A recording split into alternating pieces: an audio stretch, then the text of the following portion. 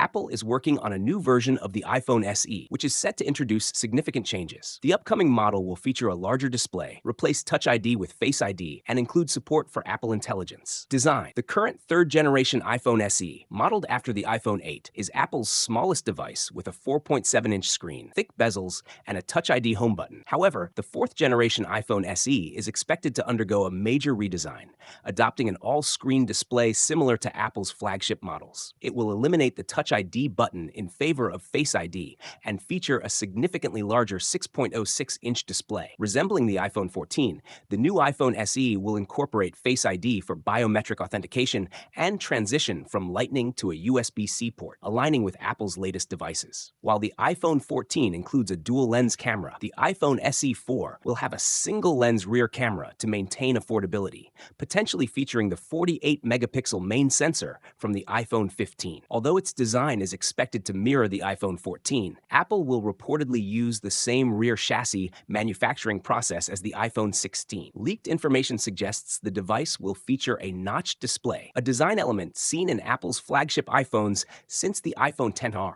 Apple may also introduce a multifunction action button, replacing the traditional mute switch. While the action button debuted on the iPhone 15 Pro and was added to all iPhone 16 models, leaked dummy units have cast doubt on its inclusion in the iPhone SE 4. Display: if the iPhone SE follows the iPhone 14's design, it will feature a 6.1-inch OLED display. This marks a shift from the current SE model, which is the last iPhone with an LCD display. With this transition, Apple would fully eliminate LCD screens from its iPhone lineup.